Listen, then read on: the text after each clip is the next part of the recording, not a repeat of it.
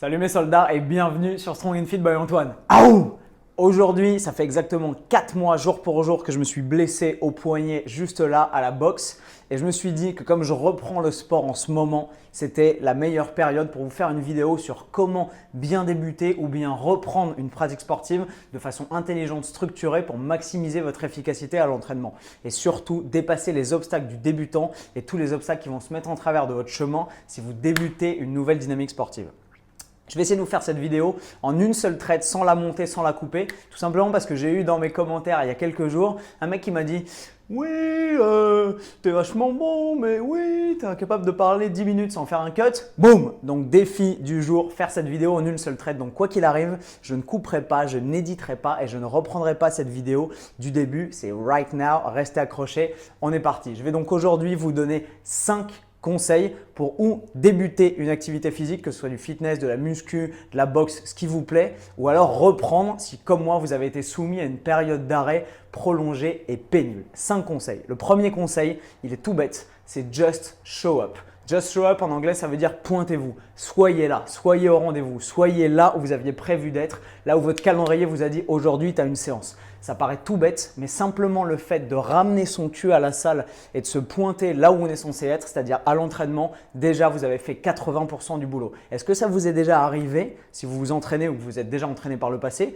de vous pointer à la salle, d'avoir tout ce qu'il faut, votre matériel, votre carte, machin, votre gourde et ainsi de suite, de vous pointer, d'arriver à la salle et de vous dire « Non, non, pas envie, non, en fait non ». Jamais, jamais, ça n'arrive jamais. Ce qui arrive en revanche, c'est qu'il est 18h, 18h30, on est au début de l'hiver, le soleil commence à se coucher et tout et vous vous dites Ouah, j'ai la flemme, non, j'ai aucune envie d'aller m'entraîner. Oh, allez, je m'entraînerai demain, je vais me mater un petit épisode de je sais pas quoi ou alors jouer à Call of. Ça arrive. En revanche, quand vous êtes capable de vous pointer, d'être là sur le rendez-vous et sur l'objectif, boum, vous avez déjà fait 80% du boulot parce qu'une fois que vous y êtes, vous avez envie de vous donner. Donc pointez-vous et obligez-vous à être sur les rendez-vous que vous êtes fixés. C'est le premier conseil, il est extrêmement important. Le deuxième conseil, c'est que votre objectif principal, il est lié au premier, ça doit être tout simplement un objectif de fréquence, un objectif de régularité du travail et de l'entraînement et non pas un objectif chiffré. En tant que débutant, vous ne pouvez pas vous dire « Ouais, je commence la muscu maintenant, j'ai envie de prendre 10 kilos d'ici janvier ».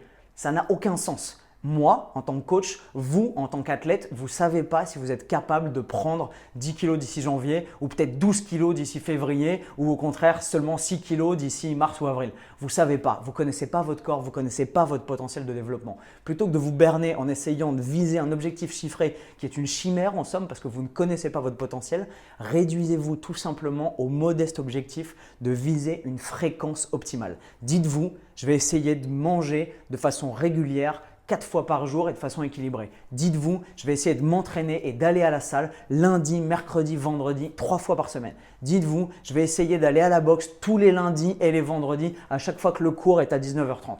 Dites-vous ça, c'est beaucoup plus important que d'essayer de viser un résultat. Le résultat dépend de votre travail, mais il ne dépend pas de votre potentiel que vous ne connaissez pas. Visez une fréquence de travail, ensuite le résultat viendra parce que le travail se chargera de vous amener le résultat que votre travail mérite. C'est comme ça que ça fonctionne et c'est beaucoup plus sain et beaucoup moins frustrant sur le long terme.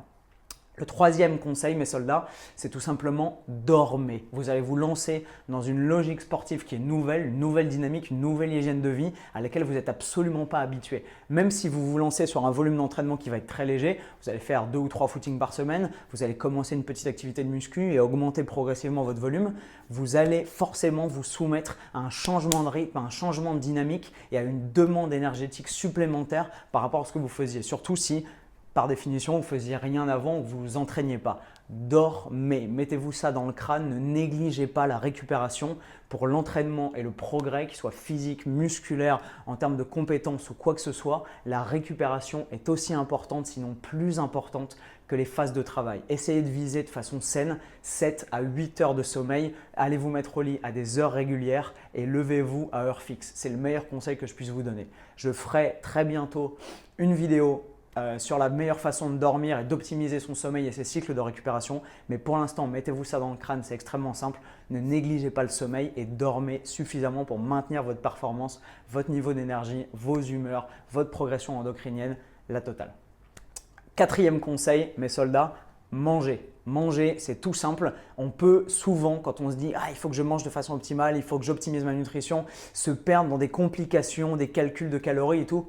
Non, si vous êtes débutant, si vous commencez une activité physique maintenant ou vous l'avez commencé à la rentrée et que vous êtes sur la bonne lancée et que vous voulez la poursuivre, essayez d'optimiser votre nutrition de façon la plus simple possible. Essayez déjà de manger à heure régulière, de manger de façon fixe, pas vous faire un gros petit-déj et après d'être pris par le boulot et de manger qu'à 23 heures. Essayez d'avoir des apports réguliers et essayez tout simplement au cours de la journée de faire des choix nutritionnels plus intelligents. Plutôt à 4 heures que d'aller vous chercher un sneaker et un coca, essayez de manger quelques fruits secs et des amandes par exemple. Petit à petit, vous allez vous allez améliorer votre dynamique nutritionnelle et forcément, vous allez améliorer votre hygiène de vie. C'était mon 4e conseil. Le 5e et dernier conseil, mes soldats, c'est trouvez-vous un partenaire, trouvez-vous un pote, trouvez-vous un mec qui est câblé comme vous, qui est dans la même logique de progression, la même dynamique d'entraînement et entraînez-vous à deux.